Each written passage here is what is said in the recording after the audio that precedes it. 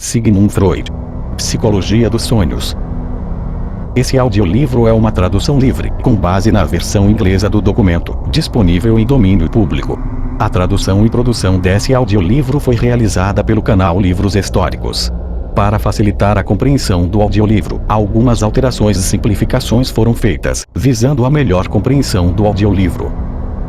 Capítulo 6. O desejo nos sonhos.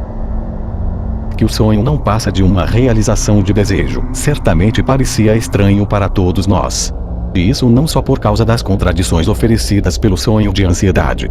Depois de aprender com as primeiras explicações analíticas, que o sonho oculta sentido e validade psíquica, dificilmente poderíamos esperar uma determinação tão simples desse sentido.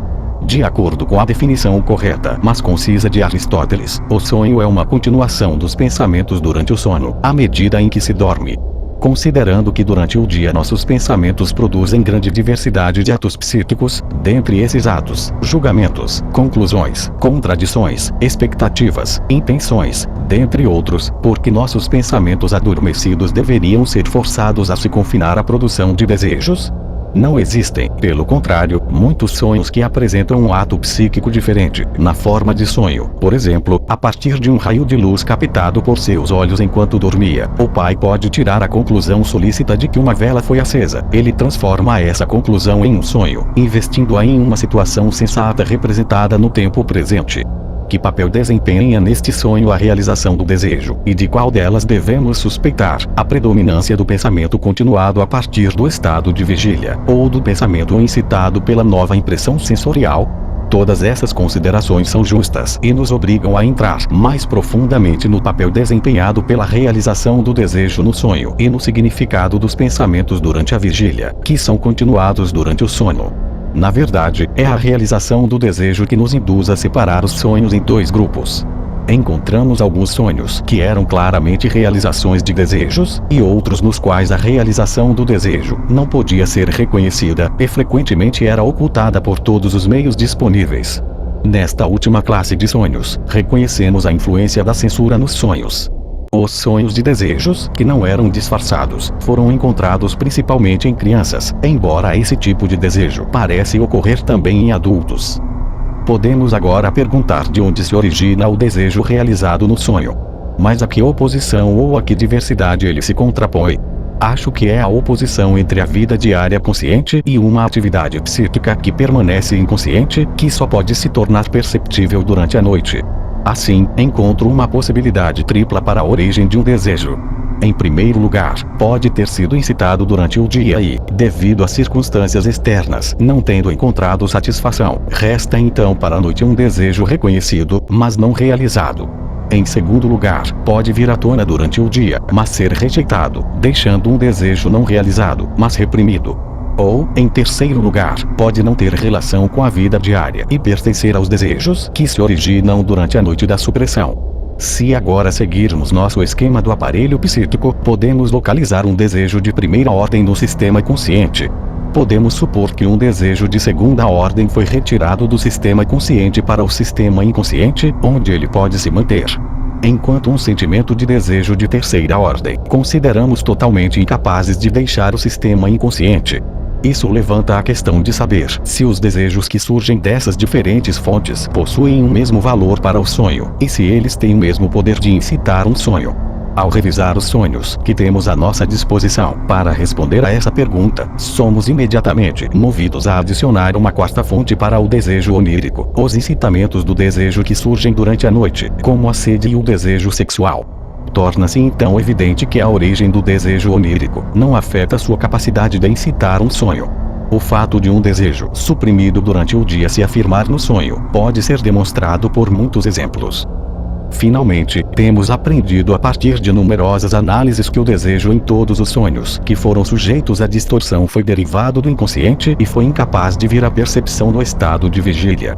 Assim, pareceria que todos os desejos têm o mesmo valor e força para a formação do sonho. No momento, sou incapaz de provar que o estado dessas coisas é realmente diferente, mas estou fortemente inclinado a assumir uma determinação mais estrita do desejo onírico. Os sonhos das crianças não deixam dúvidas de que o desejo do dia não realizado pode ser o instigador do sonho. Mas não devemos esquecer que é, afinal, o desejo de uma criança, que é um sentimento de desejo apenas de força infantil. Tenho uma forte dúvida se um desejo não realizado durante o dia seria suficiente para criar um sonho em um adulto. Parece que, à medida que aprendemos a controlar nossos impulsos por meio da atividade intelectual, rejeitamos cada vez mais como vã a formação ou retenção de desejos intensos, naturais na infância. Nisso, de fato, pode haver variações individuais. Alguns retêm o tipo infantil de processos psíquicos por mais tempo do que outros. Em geral, porém, sou de opinião que os desejos do dia não realizados são insuficientes para produzir um sonho em adultos. Admito prontamente que os instigadores do desejo originados, do tipo consciente, contribuem para o incitamento dos sonhos, mas provavelmente isso é tudo. O sonho não se originaria se o desejo consciente não fosse reforçado por outra fonte. Essa fonte é um inconsciente. Eu acredito que o desejo consciente é um incitador de sonhos, apenas se conseguir despertar um desejo inconsciente semelhante que o reforce.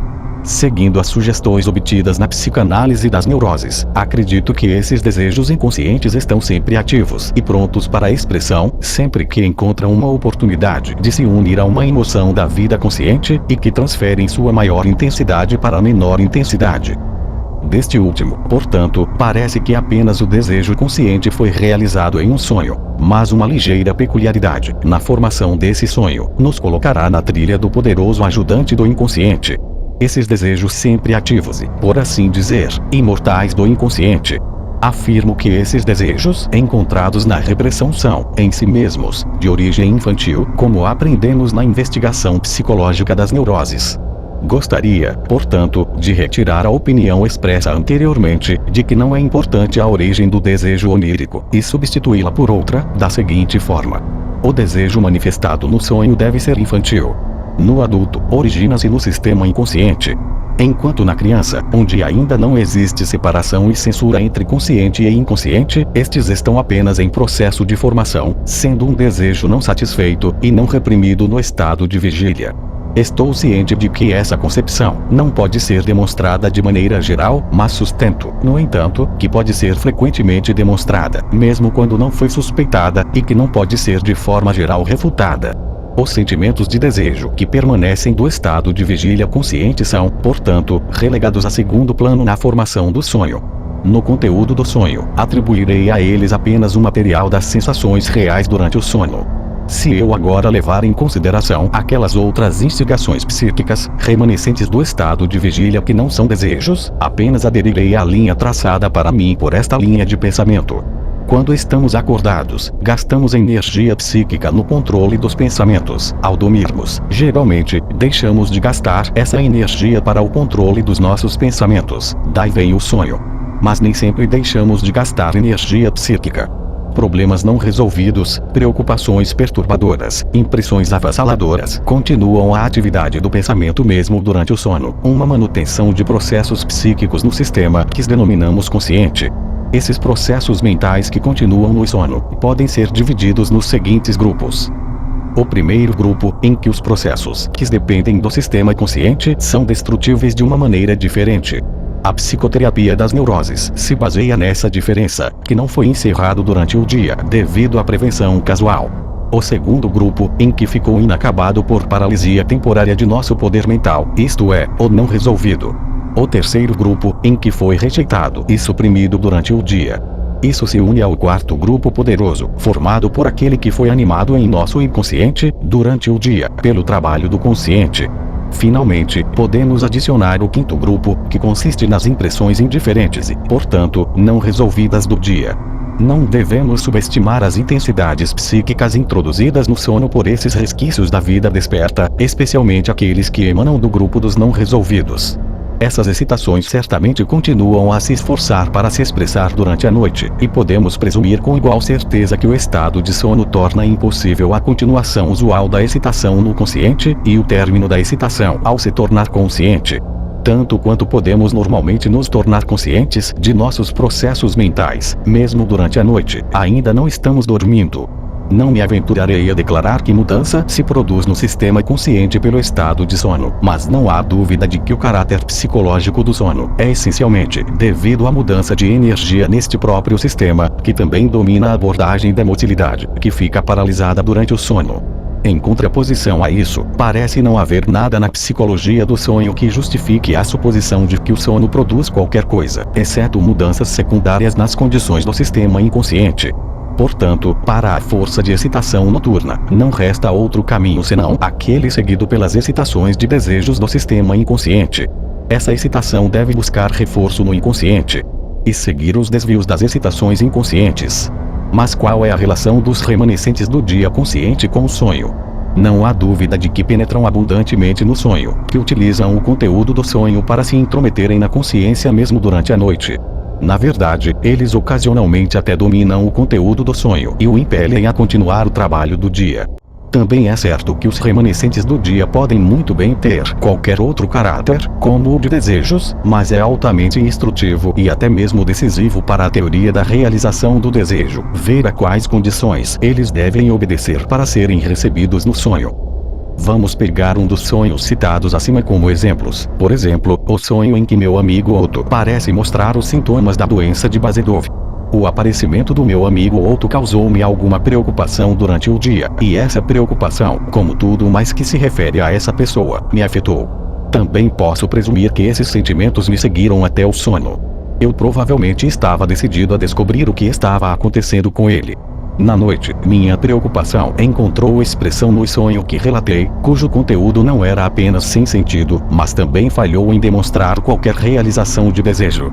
Mas comecei a investigar a origem dessa expressão incongruente da solicitude sentida durante o dia, e a análise revelou a conexão. Identifiquei meu amigo Otto com um certo barão, chamado de L. E me identifiquei com um professor chamado R. Havia apenas uma explicação para eu ser impelido a selecionar apenas essa substituição para o pensamento do dia. Devo ter sempre estado preparado no inconsciente para me identificar com o professor R, pois significava a realização de um dos desejos infantis imortais, isto é, o de se tornar grande. Ideias repulsivas a respeito de meu amigo, que certamente teria sido repudiado em estado de vigília, aproveitaram a oportunidade para se arrastar para o sonho, mas a preocupação do dia também encontrou alguma forma de expressão através de uma substituição no conteúdo do sonho. O pensamento diurno, que não era um desejo em si, mas sim uma preocupação, tinha de alguma forma encontrar uma conexão com o desejo infantil, agora inconsciente e reprimido, o que então lhe permitiu originar-se para a consciência. Quanto mais dominante esta preocupação, mais forte deve ser a conexão a ser estabelecida entre o conteúdo do desejo e o da preocupação. Não há necessidade de haver conexão, nem houve em nenhum de nossos exemplos. Podemos agora definir nitidamente o significado do desejo inconsciente pelo sonho. Pode-se admitir que existe toda uma classe de sonhos em que o incitamento se origina preponderantemente ou mesmo exclusivamente dos resquícios da vida cotidiana.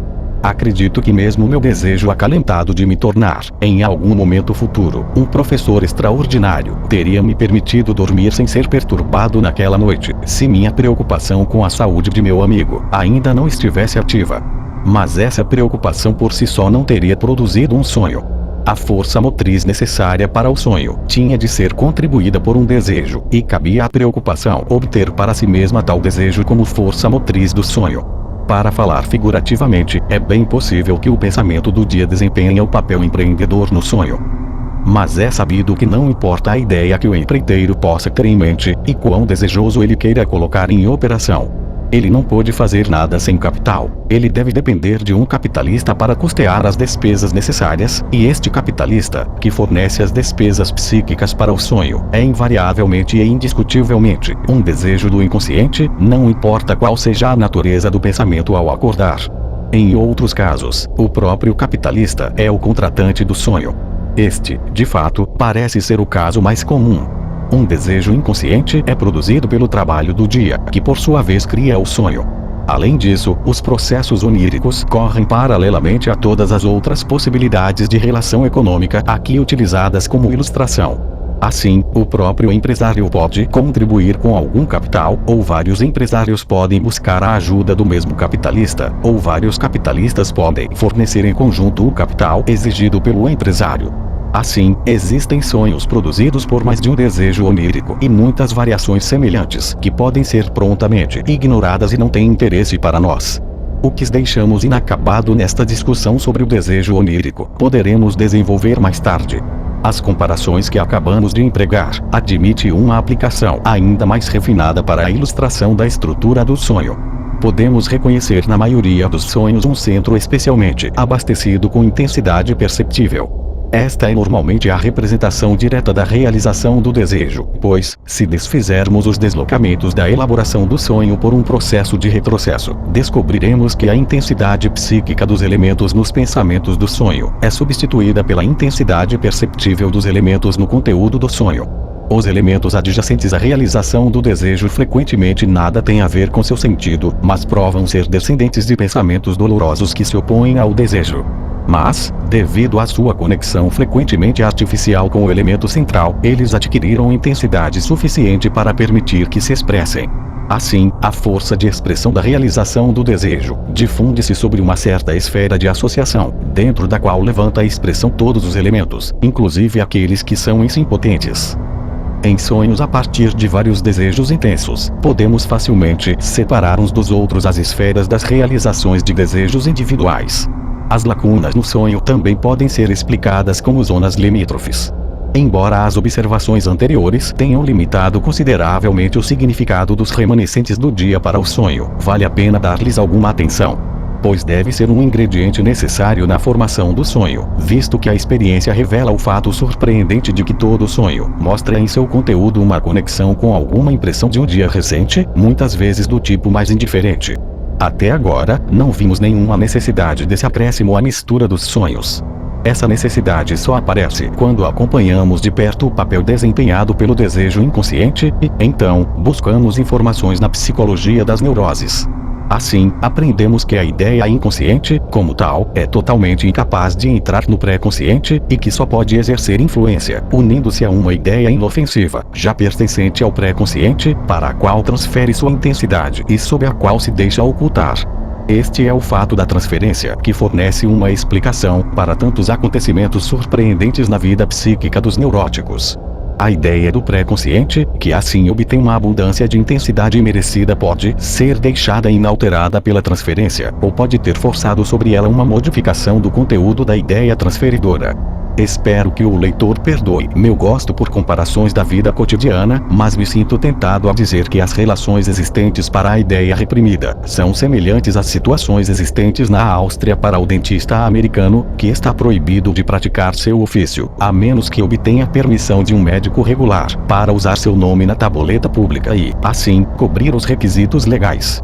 Além disso, assim como naturalmente não são os médicos mais ocupados que formam tais alianças com dentistas, assim, na vida psíquica, apenas as ideias pré-conscientes são escolhidas para encobrir uma ideia reprimida, visto que não atraíram muito da atenção que opera no pré-consciente. O inconsciente emaranha-se com suas conexões, preferencialmente tanto aquelas impressões, ideias do pré-consciente, que foram deixadas despercebidas como indiferentes, quanto aquelas que logo foram privadas dessa atenção por causa da rejeição. É um fato familiar que estudos de associação confirmam por todas as experiências que as ideias que formaram conexões íntimas em uma direção, assumem uma atitude quase negativa em relação a grupos inteiros de novas conexões. Certa vez, tentei, a partir desse princípio, desenvolver uma teoria para a paralisia histérica. Se presumirmos que a mesma necessidade de transferência das ideias reprimidas, que aprendemos a conhecer na análise das neuroses, exerce sua influência também no sonho, podemos imediatamente explicar dois enigmas do sonho, a saber, que toda análise de sonho mostra um entrelaçamento de uma impressão recente, e que esse elemento recente é frequentemente do caráter mais indiferente. Podemos acrescentar o que já aprendemos em outro lugar, que esses elementos recentes e indiferentes vêm tão frequentemente no conteúdo do sonho, como um substituto para o mais profundo dos pensamentos do sonho, pela razão adicional de que eles têm menos a temer da resistência da censura onírica. Mas enquanto essa liberdade de censura explica apenas a preferência por elementos triviais, a presença constante de elementos recentes aponta para o fato de que há uma necessidade de transferência. Vemos assim que os restos do dia, entre os quais podemos agora incluir as impressões indiferentes, quando participam da formação do sonho, não apenas emprestam do inconsciente a força motriz, a disposição do desejo reprimido, mas também oferece ao inconsciente algo indispensável, o apego necessário à transferência. Se aqui tentamos penetrar mais profundamente nos processos psíquicos, devemos primeiro lançar mais luz sobre o jogo de emoções entre o consciente e o inconsciente, para o qual, de fato, somos instados pelo estudo das psiconeuroses, enquanto o próprio sonho não oferece nenhuma ajuda a esse respeito. Não há dúvida de que os remanescentes do dia são os verdadeiros perturbadores do sono, e não o sonho, que, ao contrário, se esforça para proteger o sono. Mas voltaremos a este ponto mais tarde. Até agora discutimos o desejo onírico, rastreamos até a esfera do inconsciente e analisamos suas relações com os remanescentes diurnos, que por sua vez podem ser desejos, emoções psíquicas de qualquer outro tipo, ou simplesmente impressões recentes. Assim, abrimos espaço para quaisquer afirmações que possam ser feitas quanto à importância da atividade do pensamento consciente nas formações oníricas, em todas as suas variações. Baseando-nos em nossa série de pensamentos, não seria de todo impossível para nós explicar até mesmo aqueles casos extremos em que o sonho, como um continuador do trabalho diário, leva a uma conclusão feliz, e um problema não resolvido possui um exemplo, cuja análise pode revelar a fonte de desejos infantis ou reprimidos, fornecendo tal aliança, e um fortalecimento bem-sucedido dos esforços da atividade subconsciente. Mas não chegamos nem um passo mais perto de uma solução do enigma. Porque o inconsciente pode fornecer a força motriz para a realização do desejo apenas durante o sono. A resposta a esta pergunta deve lançar luz sobre a natureza psíquica dos desejos, e será dado com a ajuda do diagrama do aparelho psíquico. Não temos dúvidas de que mesmo esse aparelho atingiu sua perfeição atual por meio de um longo curso de desenvolvimento. Vamos tentar restaurá-lo como existia em uma fase inicial de sua atividade. A partir de suposições, a serem confirmadas em outro lugar, sabemos que a princípio o aparelho se esforçou para se manter o mais livre de excitação possível, e em sua primeira formação, portanto, o esquema assumiu a forma de um aparelho reflexo, que o habilitou a se descarregar prontamente. Através do motor, atrai qualquer estímulo sensível que o alcance de fora. Mas esta função simples foi perturbada pelas necessidades da vida, que também fornecem o impulso para o desenvolvimento posterior do aparelho. As necessidades da vida manifestaram-se primeiro a ela na forma de grandes necessidades físicas. A excitação despertada pelo desejo interior busca uma saída na motilidade, o que no caso da criança, deve ser por meio de ajuda externa, a fim de remover a excitação interior. Um constituinte essencial desta experiência é o aparecimento de uma certa percepção. Graças à conexão estabelecida, resulta na próxima aparição deste desejo um sentimento psíquico, que revive a imagem da memória da percepção anterior e, assim, lembra a própria percepção anterior, restabelecendo a situação da primeira gratificação. Chamamos esse sentimento de desejo. O reaparecimento da percepção constitui a realização do desejo, e o renascimento completo da percepção pela excitação da necessidade constitui o caminho mais curto para a realização do desejo. Podemos assumir uma condição primitiva do aparelho psíquico, em que esse caminho é realmente percorrido, isto é, onde o desejo se funde em uma alucinação. Esta primeira atividade psíquica, portanto, visa uma identidade de percepção, e visa uma repetição daquela percepção, que está conectada com a satisfação do desejo. Essa atividade mental primitiva deve ter sido modificada pela amarga experiência prática em uma atividade secundária mais conveniente. O estabelecimento da percepção da identidade no curto caminho regressivo, dentro do aparelho não traz, sob outro aspecto, o resultado que inevitavelmente segue o renascimento da mesma percepção de fora. A gratificação não ocorre, e a necessidade continua. Para equalizar a soma interna com a externa de energia, a primeira deve ser mantida continuamente, assim como realmente acontece nas psicoses alucinatórias, e nos delírios de fome, que exaurem sua capacidade psíquica de se agarrar ao objeto desejado. Para fazer um uso mais adequado da força psíquica, torna-se necessário inibir a regressão total, para evitar que ela se estenda além da imagem da memória, de onde pode selecionar outros caminhos que conduzem, em última instância, ao estabelecimento da identidade desejada do mundo exterior. Esta inibição e consequente desvio da excitação torna-se tarefa de um segundo sistema que domina a motilidade voluntária, por meio da qual a atividade e o gasto de mobilidade é agora dedicado a propósitos previamente lembrados.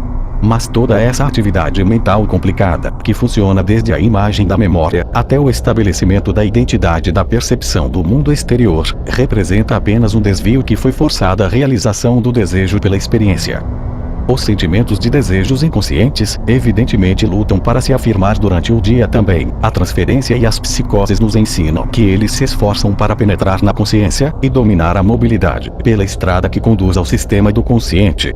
É, portanto, o sensor que se encontra entre o inconsciente e o consciente, cuja suposição nos é imposta pelo sonho, que devemos reconhecer e honrar como guardiões de nossa saúde psíquica.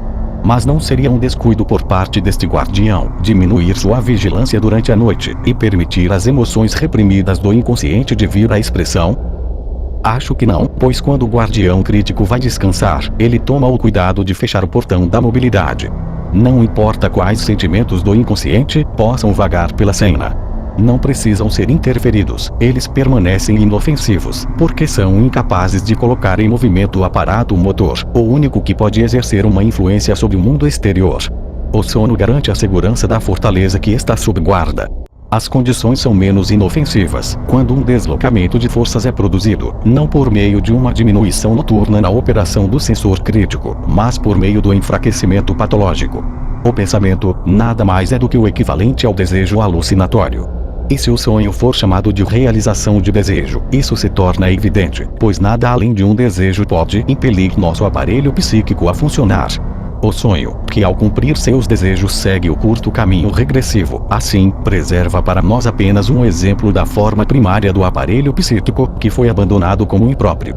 O que antes reinava no estado de vigília, quando a vida psíquica ainda era jovem e inadequada, parece ter sido banido para o estado de sono. O sonho é um fragmento da vida psíquica abandonada da criança. Nas psicoses, esses modos de operação do aparelho psíquico, que normalmente são suprimidos no estado de vigília, reafirmam-se. A seguir, revelam sua incapacidade de satisfazer nossos desejos no mundo exterior.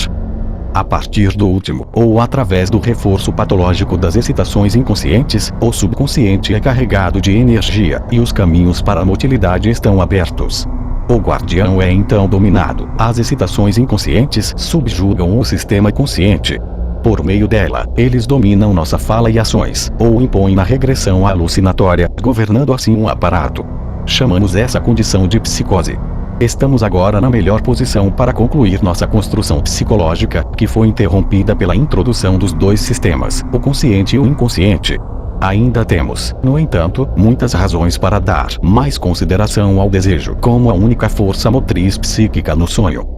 Explicamos que a razão pela qual o sonho é em todos os casos uma realização de desejo é porque ele é um produto do inconsciente, que não conhece outro objetivo em sua atividade, a não ser a realização de desejos, e que não tem outras forças à sua disposição, mas sentimentos de desejo. Se nos valermos por mais um momento do direito de elaborar, a partir da interpretação do sonho, tais especulações psicológicas de longo alcance, temos o dever de demonstrar que, desse modo, estamos levando o sonho a um relacionamento que pode também incluir outras estruturas psíquicas.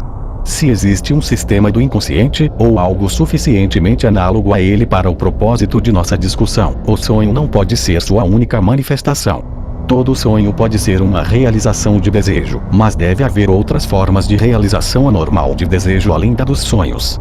Na verdade, a teoria de todos os sintomas psiconeuróticos culmina na proposição que eles também devem ser considerados como realizações de desejos do inconsciente. Nossa explicação torna o sonho apenas o primeiro membro de um grupo mais importante para o psiquiatra, cuja compreensão significa a solução da parte puramente psicológica do problema psiquiátrico. Mas outros membros deste grupo de realizações de desejos, por exemplo, os sintomas histéricos, evidenciam uma qualidade essencial que até agora não conseguia encontrar no sonho. Assim, a partir das investigações frequentemente mencionadas neste tratado, sei que a formação de um sintoma histérico requer a combinação de ambas as correntes de nossa vida psíquica. O sintoma não é meramente a expressão de um desejo inconsciente realizado, mas deve ser acompanhado por outro desejo do pré-consciente que é realizado pelo mesmo sintoma. De modo que o sintoma é pelo menos duplamente determinado por cada um dos sistemas em conflito. Assim como no sonho, não há limite para mais determinações. A determinação não é derivada do inconsciente. É pelo que posso ver, invariavelmente, uma corrente de pensamento em reação contra o desejo inconsciente, por exemplo, uma autopunição. Portanto, posso dizer, em geral, que o sintoma histérico se origina apenas onde duas realizações de desejo contrastantes, tendo sua origem em diferentes sistemas psíquicos, são capazes de se combinar em uma expressão. Os exemplos neste ponto seriam de pouco valor, pois nada além de um desvelamento completo da complicação em questão carregaria convicção. Portanto, me contento com a mera afirmação, e citarei um exemplo, não para convicção, mas para explicação. O vômito histérico de uma paciente do sexo feminino é prova, por um lado, de ser a realização de uma fantasia inconsciente desde a puberdade, de que ela poderia estar continuamente grávida e ter uma infinidade de filhos. Isso foi posteriormente unido ao desejo de que ela pode recebê-los de tantos homens quanto possível. Contra esse desejo imoderado surgiu um poderoso impulso defensivo. Mas como o vômito pode estragar a figura e a beleza da paciente, de modo que ela não ache graça aos olhos da humanidade, o sintoma estava, portanto, de acordo com sua tendência punitiva de pensamento e, sendo assim admissível de ambos os lados, foi permitido que se tornasse uma realidade. É a mesma maneira de consentir na realização de um desejo, que a rainha dos partos escolheu para o triunviro Crasso. Acreditando que ele empreendeu a campanha por ganância por ouro, ela fez com que ouro derretido fosse derramado na garganta do cadáver. Depois disse: agora tens o que desejaste. Por enquanto, sabemos apenas que o sonho expressa a realização de um desejo do inconsciente e, aparentemente, o consciente dominante permite isso somente depois de ter submetido o desejo a algumas distorções. Na verdade, não estamos em posição de demonstrar regularmente uma corrente de pensamento antagônica ao desejo onírico, que é realizado no sonho, como em sua contraparte. Só de vez em quando encontramos no sonho vestígios de formações reativas. Mas a contribuição do pré-consciente, que falta aqui, pode ser encontrada em outro lugar.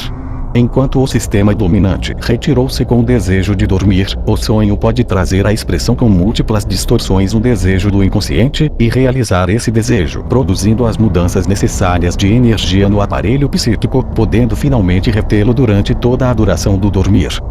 Esse desejo persistente de dormir por parte do pré-consciente em geral facilita a formação do sonho. Vamos nos referir ao sonho do pai que, pelo raio de luz da câmara mortuária, foi levado à conclusão de que o corpo havia sido incendiado. Mostramos que uma das forças psíquicas decisivas para fazer com que o pai chegasse a essa conclusão, em vez de ser despertado pelo raio de luz, foi o desejo de prolongar por um momento a vida da criança vista no sonho. Outros desejos provenientes da repressão provavelmente nos escapam, porque não podemos analisar esse sonho. Mas como uma segunda força motriz do sonho, podemos mencionar o desejo do pai de dormir, pois, como a vida da criança, o sono do pai é prolongado por um momento pelo sonho. O motivo subjacente é, abre aspas, deixe o sonho continuar, caso contrário, devo acordar. Fecha aspas. Como neste sonho, também em todos os outros sonhos, o desejo de dormir empresta seu apoio ao desejo inconsciente. Relatamos sonhos que eram aparentemente sonhos de conveniência. Mas, falando propriamente, todos os sonhos podem alegar isso. A eficácia do desejo de continuar a dormir é a mais facilmente reconhecida nos sonhos acordados, que transformam o estímulo sensorial objetivo, a ponto de torná-lo compatível com a continuação do sono. Eles entrelaçam esse estímulo com o sonho, para impedir o despertar para o mundo exterior. Mas esse desejo de continuar a dormir também deve participar da formação de todos os outros sonhos, que podem perturbar o estado de sono apenas por dentro.